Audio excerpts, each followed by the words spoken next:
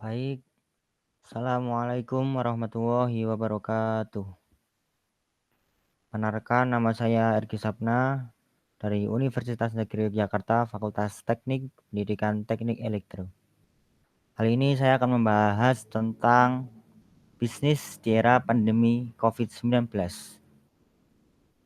COVID-19 merupakan suatu masalah yang sangat besar, bahkan bisa disebut sebagai bencana di dunia ini. Karena hampir semua negara itu mengalami dampak karena virus ini.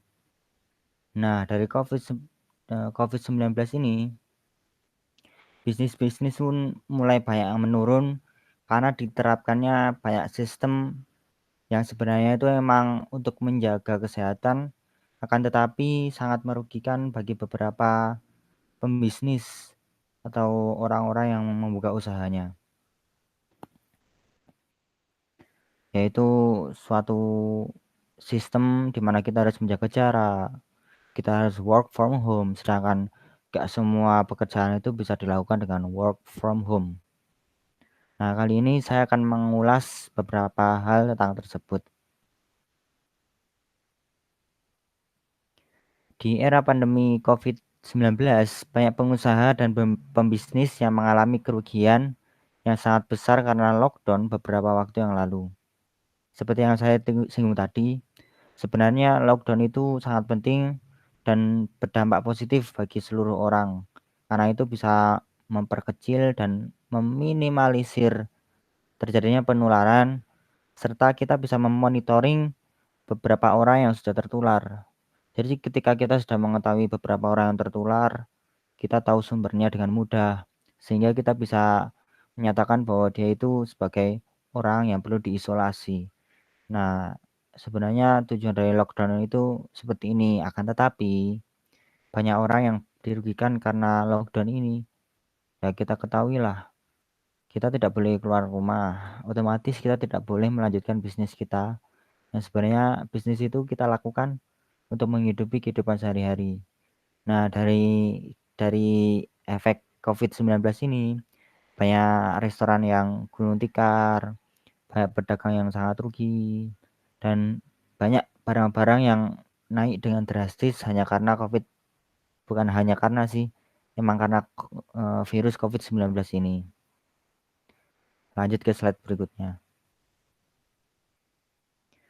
Nah, kali ini saya akan memberitahukan tentang hal-hal apa aja sih yang penting buat menjalani hidup di keadaan COVID seperti ini. Nah, yang paling penting itu yang pertama pastinya adalah berani memulai atau memulai kembali. Banyak orang-orang yang takut untuk memulai bisnis di COVID-19 ini hanya karena alasan mungkin sulit laku lah, atau bagaimana, atau mungkin ada yang masih takut untuk memulainya kembali. Nah, kita tuh harus berani untuk memulainya, karena kalau nggak segera dimulai juga nggak mungkin bisa terrealisasikan kan penghasilan kita. Kita nggak bisa menghidupi kehidupan kita sehari-hari, nggak bisa menghidupi keluarga kita. Maka dari itu, berani memulai adalah suatu motivasi pertama yang harus kita lakukan. Yang kedua adalah semangat. Dengan tekad yang kuat, dengan semangat yang hebat, saya yakin kita bisa menjalani bisnis itu dengan baik di masa ini. Karena kalau kita nggak menjalaninya dengan semangat, ya percuma aja. Kita nggak akan maju, kita nggak akan berkembang.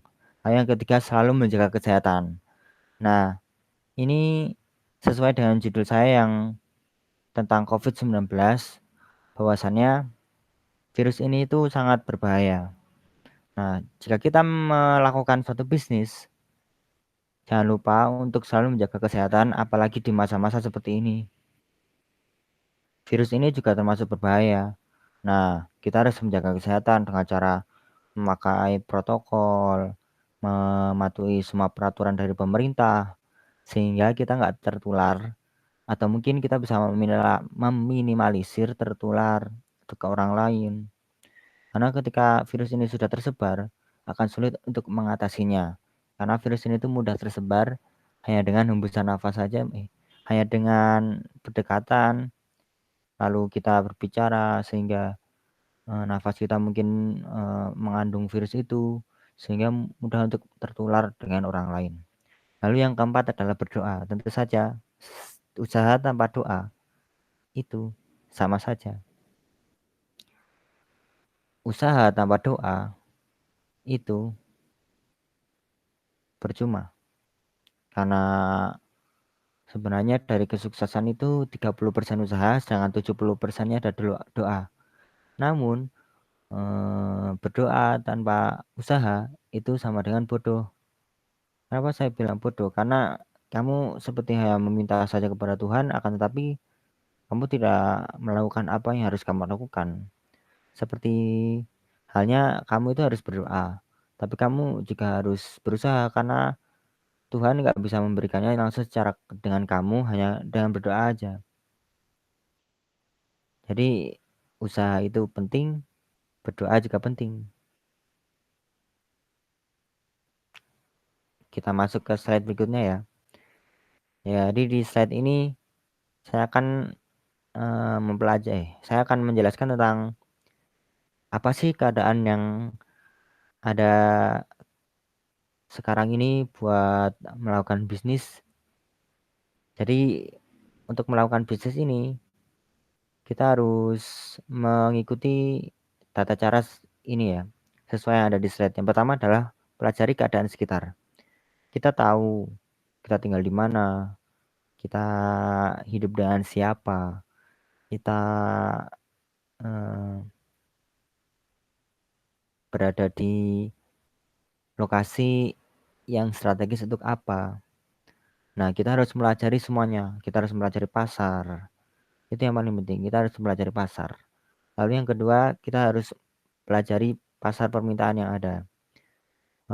Permintaan itu adalah suatu barang yang banyak dicari oleh orang lah gampangannya. Jadi di era ini itu pasti akan ada banyak barang yang didahulukan terlebih dahulu oleh orang-orang untuk membelinya. Nah, kita harus bisa tahu apa yang kita jual dengan mempelajari pasar permintaan di sekitar rumah kita. Lalu yang ketiga, di era ini, di era COVID, kita harus mematuhi aturan. Seperti poin yang tadi, kita harus menjaga kesehatan, kita harus tetap mematuhi protokol, menggunakan masker, dan menjaga jarak dengan orang lain itu juga sangat perlu untuk di bisnis era ini. Lalu yang keempat adalah gunakan teknologi sebaik mungkin. Sekarang sudah berkembang, banyak teknologi yang bisa kita gunakan. Banyak teknologi yang mempermudah kita untuk melakukan jual beli, terutama teknologi digital. Teknologi digital ini perlu diterapkan di bisnis era COVID ini, karena itu memang benar-benar mempermudah kita untuk melakukan jual beli. Kita masuk ke slide berikutnya. Nah, sesuai dengan poin kedua yang tadi, berikut ini adalah barang-barang yang cocok dijual untuk di masa ini ya. Jadi sebenarnya semua barang bisa dijual. Maksud saya tuh seperti contoh kita sudah punya toko atau apa. Nah, dengan toko itu mungkin kita bisa memperbanyak stok dari kelima barang ini. Karena barang-barang ini tuh memiliki keuntungan serta kemudahan dalam menjualnya di era-era seperti ini. Yang pertama itu ada hand sanitizer ya. Kita tahu kan hand sanitizer itu benar-benar dicari sekarang ini karena ini menjadi bisa dibilang ini menjadi kebutuhan primer buat setiap orang agar terjaga kesehatannya gitu. Semisal kita pergi kemana gitu, tapi kita tidak menemukan sumber air keran atau semacamnya, sebagai penggantinya kita bisa untuk tetap menjaga kesehatan ketika kita di luar ruangan atau ketika sedang bekerja atau semacamnya. Lalu yang kedua adalah masker. Nah, tentu saja semua orang kan sekarang butuh masker. Sebenarnya kan dari dulu kayak orang-orang mau perjalanan jauh pakai motor itu juga kebanyakan pakai masker biar nggak terkena debu, biar kita tetap menghirup udara yang bersih, terhindar dari asap-asap mobil kendaraan besar gitulah. Apalagi di era ini, orang-orang semuanya mencari baik itu masker yang sekali pakai atau yang kain, masih banyak kok orang yang mencarinya. Karena itu memang sekarang sudah menjadi kebutuhan primer. Bahkan sekarang ada yang dihukum atau ada yang ditangkap sama polisi. Nah, menurut saya emang sekarang ini masker itu menjadi kebutuhan primer karena setiap orang itu membutuhkannya. Nah, ketika kita memiliki stok ini lumayan banyak, kita bisa menjualnya. Nah, untungnya dari kita menjual barang ini itu juga lumayan tinggi. Yang ketiga adalah vitamin. Vitamin ini sebenarnya tidak semua orang bisa membelinya ya, tapi sebaiknya kita mengkonsumsinya lah. Nah, mungkin pola pikir orang-orang yang semakin berkembang, vitamin menjadi suatu hal yang sangat diperlukan lah bagi setiap orang karena kita ketahui COVID-19 ini mengincar orang-orang yang memiliki imun yang rendah. Nah, dengan vitamin ini, dengan vitamin ini maksud saya. Nah, dengan vitamin ini kita bisa menjaga kekebalan tubuh. Begitu juga para konsumen orang-orang di sana pasti akan mencari ini karena keadaan yang ada sekarang gitu. Keadaan sekarang yang kita tahu sendiri bahwa COVID-19 itu benar-benar bahaya. Jadi kita mengharuskan tetap menjaga kesehatan. Jadi kita harus mengkonsumsi vitamin setiap hari. Nah, dengan pemikiran seperti ini, banyak orang pasti akan, maksud saya dengan keadaan seperti ini dan maka setiap orang akan memikirkan hal tersebut, maka vitamin ini akan menjadi suatu barang yang sangat laku di daerah sekitar. Lalu bisnis yang keempat adalah menjual makanan beku atau frozen food. Nah, frozen food ini sebenarnya nggak semua orang akan beli. Akan tetapi frozen food ini memiliki kelebihan yang tersendiri, yaitu yang pertama adalah dia sulit untuk busuk. Ya tahu sendiri kan dia makanan beku. Jadi frozen food itu nggak sebatas jualan tempuran-tempuran seperti yang digambar ini ya, enggak. Frozen food itu banyak kok. Kayak durian itu ada yang dijadikan kayak es itu dimasukkan ke kulkas juga ada jadi durian warna itu, durian bantal atau mungkin kayak minuman-minuman beku atau seperti apa ya? Pokoknya masih banyak lah makanan-makanan beku yang bisa dijual gitu. Nah, karena kita tahu sendiri kan di COVID-19 ini, di era ini kita harus mencari sesuatu yang memiliki tingkat kerugian yang minim. Nah, dengan adanya kita menjual barang ini, eee, mmm, terjadinya suatu kerugian itu enggak terlalu besar gitu loh, karena kita ketahui dia memiliki ketahanan lama yang cukup sehingga kita punya masa yang lama untuk menjualnya. Lalu keuntungan yang kedua itu makanan ini itu digandrungin sama anak-anak. Nah, makanan ini kan kayak digandrungin anak-anak kan. Jadi kemungkinan besar untuk laku juga akan besar gitu. Karena kebanyakan orang tua kan beli makanan juga ada yang gara-gara anaknya kepengen gitu kan. Jadi menjual ini tuh juga bagus. Lalu yang terakhir adalah obat-obatan herbal. Ini nggak jauh dari vitamin ya, ya sebenarnya kegunaannya sama aja sih. Cuman vitamin kan kebanyakan kan sekarang juga nggak dari herbal gitu. Maksud saya tetap herbal tapi pasti ada bahan kimianya lah.